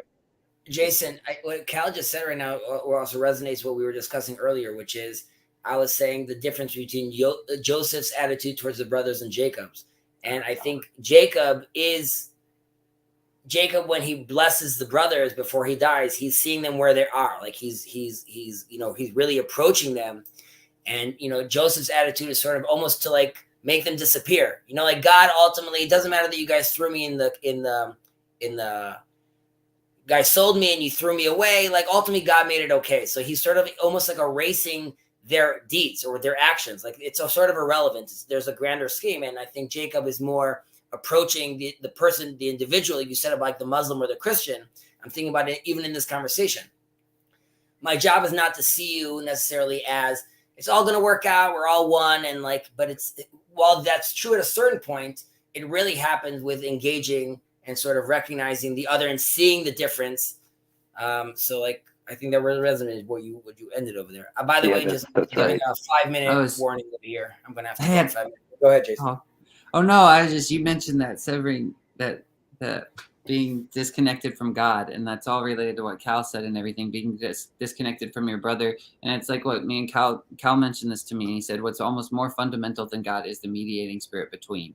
And I think that's true, because that's the blasphemy against the Holy Spirit, is everything we're talking about right now, being disconnected from, you're supposed to recognize the particular, like you're talking about with Jacob, you're supposed to recognize that, but then you're supposed to have, if you cut off the thing you're talking about in between, then that's cutting off God, because you're cutting off one another. And does that make sense? What is more fundamental, not than God, because you can't get more fundamental than God, but what is more fundamental than the transcendent? That's a good way to put it. Or the immanent. You know, what is more fundamental than either the abstract or the specific is that principle that mediates between them and shifts perspective between them as analysis requires. It's like there's this kind of mediating spirit, because if you talk about, it's like God's over here, we're over there, and we're knowing God and God's knowing us. On some level, God is not really one term in this equation. I feel like God is you in the act of your knowing him. God is the union of you and God is more fully and more fundamental. Yeah, I think it's all connected to the Job thing you're talking about, to the Aaron thing. Like I think it's all the same thing. That the one who sits Shiva, I think it's all the same thing. Like it's all that spirit, that severing you're talking about, and it's sorry, it was all going through my head. Go ahead. I know you got to run. Martin Buber talks about the I thou, and he talks about the in between. And in the Mishnah, they talk about how the divine spirit, the Shekhinah, rests between two people. And the idea that you were saying about recognizing God within yourself, I think it's first, Ve'ahavta l'reacha kamecha. Well, you guys have love your neighbor. It's not really your neighbor, but love. It's the next step. It's recognizing the other is like you, and in the in between, in that recognition, then you could see.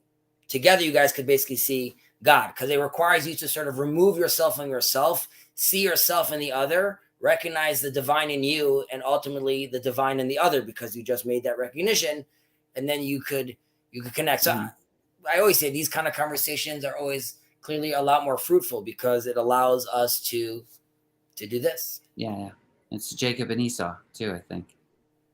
That's what I keep saying. The otherness is necessary for the full realization of he wrestles the image of God. Mm-hmm. He wrestles with the God image of God man. It's infinity. It embraces that complementarity between the self and the other, and so you need the other to be as other as it is, or as other as it can be, in order for that kind of the tension between between these two poles to exist, because infinity is generated as this kind. It exists as this kind of tension or dynamism. God exists as this interplay between God and creature, God knowing us, knowing God, knowing us, knowing God, knowing us. Knowing Carl. And Carl. That's his inside joke. Someone accidentally called him Carl, and so. I know with that. The K. With the K. Kale. Yeah, Kale. Carl with a K. That's it. Carl with a K. Yeah. All right. Well, thanks for doing this. Whatever. I was gonna get into slang, but it's gonna be. I know myself. It's gonna be too long. Go ahead. No. Go. I was gonna mention, because earlier you were talking about the left hand and the right hand. How in Kabbalah they discuss Judaism as Tiferet, as like the center sphere, and then you have Chesed, which is grace, as an extreme being Christianity, and justice, which is deen, being Islam, which is on the left, and both require to come back to the center or to be fused with the center again for sort of that balance. I love this idea. Yeah. Fascinating that Judaism sees things like that. That's fascinating. I didn't know that. It's sad that in Judaism, I would say, it's almost like the hardcore people or sages were aware of this but didn't talk about it, and they're like courtyards were really more focused about the commandments and deeds. And there's a whole tradition that's sort of been either censored or not discussed. And like I said, like when you learn these topics at the age of 40 and it's mind-blowing, then like imagine I leave this conversation, right? And we're like, we talked about all the different depths and levels. And then I look at my kids and my community and they're like, yeah, so I can't blow my wife's brain right now about this, about like how there's like one God, but there's three. And they're like, she needs to go shopping. And my kid right now is trying to pray. If I start to explain to them like, the Vadas and this, and there's really that Abraham, like, no. So there's just like, so it's almost like it's too late. You're in it and you're in the system, and this is like the story you have. Oh, so, I see. Well, but on some level, the awakening realizes that you don't have to transcend any of this particularity. That's you don't have to transcend your circumstances in that way at all. But instead, it's some kind of simple transcendence. Consisting in the realization that you don't have to transcend anything. Kind of Zen nonsense. I mean, we see this a lot here. That's why, like, Jordan Peterson for me almost was like a disturbance, because it was like, this is so much of, let's say, my homegrown wisdom that is doing miracles online for the population, but like at home, like no one's teaching it like Jordan Peterson is. And I was like, that's why. Like, why is like so there's a lot of. And I was going to say, Jonathan Peugeot always comes out with like a new church father that apparently has like the most amazing wisdom. He's like, oh, you guys didn't know about this guy? Like, yeah, like everyone knows about this guy. Well, that, who does a good job on the Jewish side is that the guy behind Seekers of Unity. I can't remember his name. Zevi Slavin, funny. So Zevi Slavin and I are very close friends. I was actually with him on Friday. Oh, you know him personally? Yeah. We're looking at a new studio for him to rent Holy out so cow. he can expand his thing. But I think very, very highly of him. That's amazing to me. It's almost like a celebrity. So he's the real deal. So like I witnessed him the first time a few years ago, and I was like, who is this dude? Like, this guy's like talking nonstop. He's like weaving all these different things. So I keep on watching him, and like I was having a hard time calling bullshit on the things he was saying. Like, I was like, at least the stuff that I was aware of, I'm like, this all seems legit. I ended up asking him, like, if we could meet, because he was like in Israel. So I was like, okay, we happened to be like living near each other. So we met up. I was like, listen, from what I'm understanding, it's like you must be like a single man living by yourself all day reading. And he's like, yep, that's like what I am. I'm a single man. Like, he was like living in this hut in the middle of like the woods, off of Jerusalem, and just like in a massive like backpack full of books, right? He would just like travel around Israel, finishing the book of his books, constantly switching them. And like, he is just like a wealth of knowledge.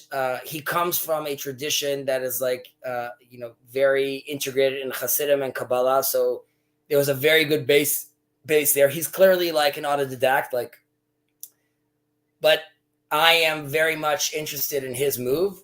As much as I can, I try to support him. I don't know, like buy him like gear stuff. Like, so I'm a very big fan, and hopefully he's gonna push further. I was thinking of having him talk to Paul, even though I'm trying to think of like how productive that's gonna be. Yeah, he's a little bit too high level, I guess. I'm wondering who would be. Vervaeke would be fantastic. Mathieu But Peugeot. He's spoken to Vervaeke many times already. Oh, okay, got it. Okay, what about he's done dialogos together with him and that other guy with the blonde hair, that like the circling guy, and they just did a new thing about Neoplatonism with Jonathan with Vervaeke. I'm also trying to get him known over here. I'm trying to hook him up with like different universities over here. Just I was gonna have like a home mixer with like 50 people and be like, just preach, brother. Like, say your thing. But he's the real deal, I think. Yeah. I think so too. I don't have as much time to watch this stuff as I wish I could, but he definitely he's really at the forefront as far as these seekers of unity go. He's really doing a terrific job. If you would like to have like a talk with him, like let me know. I'm glad to. Oh man, jeez, I would be out of my depth. I've heard you speak. I don't think you're gonna be out of your depth. And like also like go. He's such a kind educator where like he will move you where you guys are comfortable. Well, I mean, the thing is, I also have to make sure to talk to people in the morning because I don't really have enough gas in the tank to really do deep philosophical discussion anytime after the morning. But goodness, think about it. But I will think about it because that might work out better though. Because is he 6 hour difference, right? Is he the same time zone as you? 7 hour difference. So Something right like now that. it's like 10:30. Yeah. So morning for you would be afternoon for him. So he doesn't have like a day job, so like I think like he seeks. That's what he does. Yeah. So I think he's fairly flexible. I'm trying to trap you, Cal. I'm not giving you any excuses here. I'm down with I'm just it. kidding. I would definitely talk to Zevi for sure, 100%. I'm down with it. Yeah. I'd love to see that. It's conversations with him are always like it's funny because he comes like sometimes for a Shabbat meal, but like I have to have like the right crowd. You know what I mean? Like if someone's talking about like the Kardashians, like I'm like I can't have Zevi there. Like it's not like we can't be talking about this. So I have to find the right congregation. Just keep trying to turn it. Just keep putting a spiritual spin on it, like relating the two harlot sisters from Ezekiel. If someone talks about it, exactly. Like what what this does is her just body like mean? It actually means. On that note, gentlemen, have a good night. All right, I'll see you later. And Jason, you'll end this, right? Yeah, I can do it. End broadcast. I guess. Yeah, that sounds great. See you guys. See you, Cal. All right, see you.